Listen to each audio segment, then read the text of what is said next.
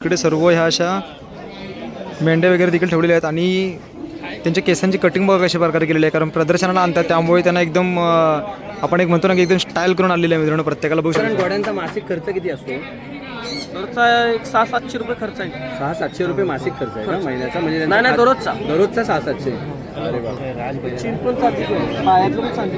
अरे वा. आणि हार पण आहे की नाही, ती चांदीच असल्यामुळे त्या गर्दी असते त्यामुळे आपण घालून ठेवायला. म्हणजे हा ब्ल्यू गोल्ड मकाऊच आहे. लीड गोल्ड 6 हा साधारण. ब्ल्यू गोल्ड मकाऊ जातीचा आहे. ओके. हा कुठे अवेलेबल असतो जास्त करून? हा जातो आफ्रिका, साऊथ आफ्रिका साऊथ या साईडला असतो, या साईडला जादा असतो.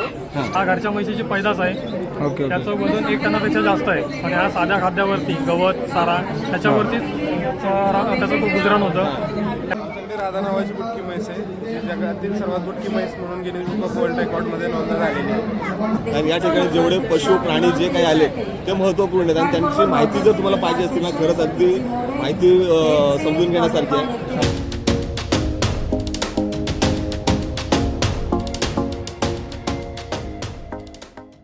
नमस्कार मित्रांनो, मी विनायक भाई तुम्हा सर्वांचं पुन्हा एकदा स्वागत करतो आपल्या हक्काच्या मराठमा यूट्यूब चॅनलमध्ये. मित्रांनो, आता आपण आहोत कृषी महोत्सवला. बघू शकता आपल्यासोबत बरेचसे यूट्यूबर देखील आलेले आहेत. रोहित आहे, वेदांत आहे, तेजस आहे, सर्व एकत्र मित्रांनो. खूप दिवसांनी भेट झाली. निखिल देखील आहे पण गडबडीत आहे. त्यामुळे मित्रांनो टोटल हा जो वार्षिक कृषी महोत्सव आहे ना, कशा प्रकारे नियोजन आहे तुम्हाला सर्व आता मी थोडक्यात व्हिडिओमध्ये दाखवणार आहे. बरेचशा काही चेंजेस यावेळेला झालेले आहेत. आज बाकासूरची देखील एंट्री होणार आहे. सो व्हिडिओमध्ये मित्रांनो बनून राहा. नक्कीच तुम्हाला ही जी व्हिडिओ आहे ती माहिती पूर्ण ठरणार आहे. महाराष्ट्र चॅम्पियन 2025 मालकाच्या नाव श्री धनाजी पांडुरंग पाटील तिटवे आणि बघू शकता मित्रांनो लाडकी चंद्रा. सो प्रदर्शनाला अशा प्रकारच्या ज्या गायी आहेत ना त्या मित्रांनो आणल्या जातात. तुम्ही आता बघत असाल व्हिडिओमध्ये. इकडे बघू शकता मित्रांनो, इकडे सर्व ह्या अशा मेंढ्या वगैरे देखील ठेवलेल्या आहेत आणि त्यांच्या केसांची कटिंग बघा कशा प्रकारे केलेली आहे, कारण प्रदर्शनाला आणतात त्यामुळे त्यांना एकदम आपण एक म्हणतो ना की एकदम स्टाईल करून आलेली आहे मित्रांनो. प्रत्येकाला बघू शकता. तिकडे ती व्हाईटवाली बघा, इकडे ब्लॅकवाली बघा आणि केस कशी कट केलेत ना ती एकदा बघा त्यांची. बघा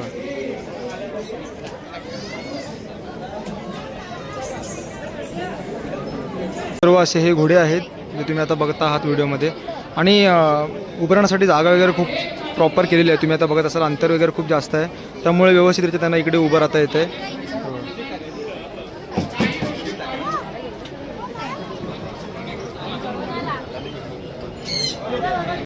दादा थोडंफार तुमची इथली माहिती सांगा घोड्यांमध्ये. नाव सांगा तुमचं आणि कुठून आलेलं सांगा आणि कुठे कुठे कसे कसे तुम्ही घोडे प्रदर्शनाला म्हणा किंवा अन्य कुठून येतात ते जरा थोडक्यात सांगा. तिचं नाव राज आहे. हां आता 6 वर्षाचा आहे. हां कोल्हापुरात आहे. बाकी लग्नाला वगैरे पण हा लग्नाला पण जादा असतो. जास्त लग्नाला दादा लग्नाला असतो. आणि प्रदर्शनाला म्हणजे आजच आणलंय की 27 रुपये कृषी प्रदर्शनमध्ये नंबरात येते दरवर्षी. नंबर दरवर्षी. आणि म्हणजे असं खाली कोकणा वगैरे मध्ये आणता की कसं आता काय? 3 वर्ष झालं सल्ले किती. सलग किती ह्या ठिकाणी म्हणजे, नाही तर मग घाटावरच जास्त करून असतात. नाही कोल्हापुरातच असतो. कोल्हापूर साधारण घोड्यांचा मासिक खर्च किती असतो? दररोजचा एक 600-700 रुपये खर्च आहे. 600-700 रुपये मासिक खर्च आहे का महिन्याचा? म्हणजे नाही दररोजचा. दररोजचा 600-700. अरे बापरे. तिघं पण तुमचेच? हा तिन्ही म्हणजे महिन्याला 20,000 रुपये तरी तुम्हाला खर्च होतो वेगवेगळ्या घोड्यांवर. असं तुमच्याकडे किती घोडे आहेत? 5 आहेत. 5 घोडे आहेत. मग तुमचा व्यवसायच आहे की? हो हो. अरे वा, चांगला आहे. खूप छान काम करताय तुम्ही. इकडे आल्याबद्दल धन्यवाद. आणि घोडे पण खूप सुंदर आहेत, मस्त चांगलं आहे. ओके चांदीच आहे. पायाचं पण चांदी. चांगलीच आहे. हार पण आहे. हार घातलेला नाही इथं ओके ओके ठेवायला जागा नाही. बरोबर. काय काय चांदीचं आहे? चीन पण चांदी पायातलं पण चांदी. अरे वा. आणि हार पण आहे की नाही, ती चांदीच असल्यामुळे त्या गर्दी असते त्यामुळे आपण घालून ठेवायला जागा नाही. तुम्ही घराच्या माणसांप्रमाणे काळजी घेता. काय चांगलं आहे.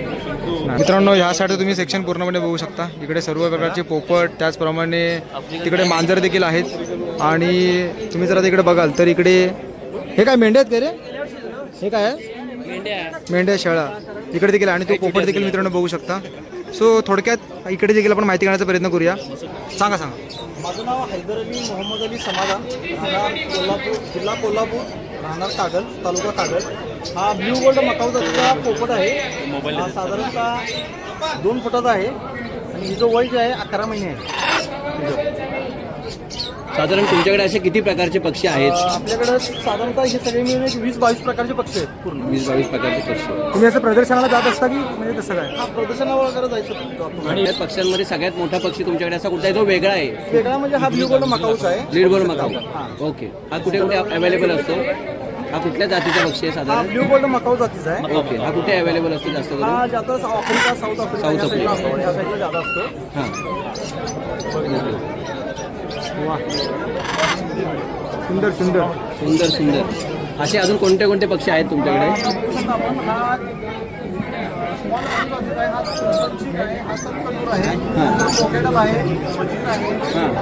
कबुतरामध्ये आपल्याकडे 4 व्हरायटी आहेत. ओके. सेंटिनेट आहे, मसकाली आहे, त्यानंतर चंद्रमुखी आहे.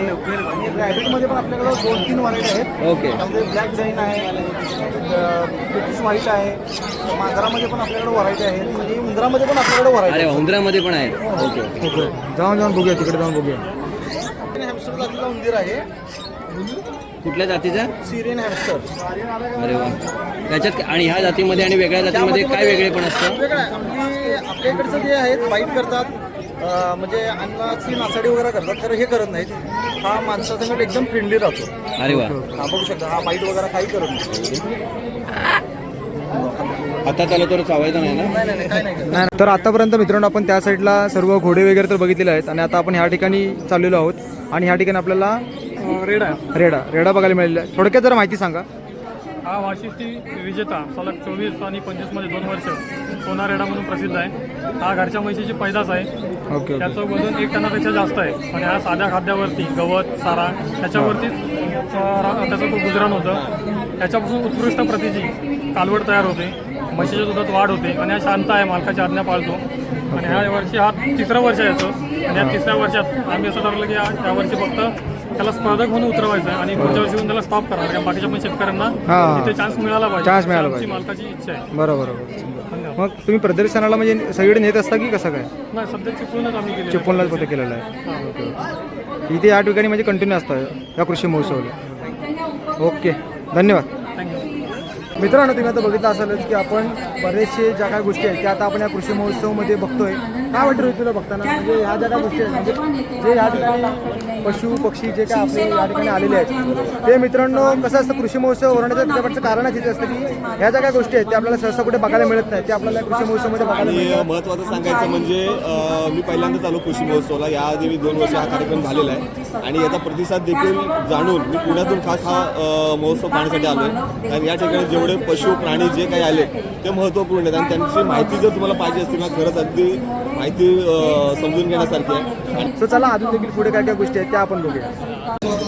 तर तुम्हाला मगाशी म्हटल्याप्रमाणे मित्रांनो आता आपण आलेलो आहोत बरोबर जगातील सर्वात बुटकी म्हैस राधा ती बघण्यासाठी आणि आपल्यासोबत त्यांचे सहकारी देखील आहेत. सो थोडक्यात ते आता आपल्याला माहिती सांगतील. दादा सांगा. नमस्कार, मी प्रसाद शिंदे. आमच्याकडे राधा नावाची बुटकी म्हैस आहे, जी जगातील सर्वात बुटकी म्हैस म्हणून गिनीज बुक ऑफ वर्ल्ड रेकॉर्डमध्ये नोंद झालेली आहे आणि तिची इंडिया बुकमध्ये पण नोंद झालेली आहे. तिची 2 फूट 8 इंच उंची आहे आणि तिला आत्तापर्यंत 75 लाख रुपयाची मागणी झाली. आतापर्यंत तिचे 25 ते 26 प्रदर्शन झाले. आता ती इंटरनॅशनल लेवलला जाणार आहे पुढच्या वर्षी ब्राझीलमध्ये. आता ती महापशुधन एक्सपो परभणी येथे रिप्रेझेंट करणार आहे आपल्या महाराष्ट्रात. तिचे आता भरपूर प्रदर्शन झालेले आहेत. तिला भरपूर तिचे प्रेक्षक पण भरपूर आहेत.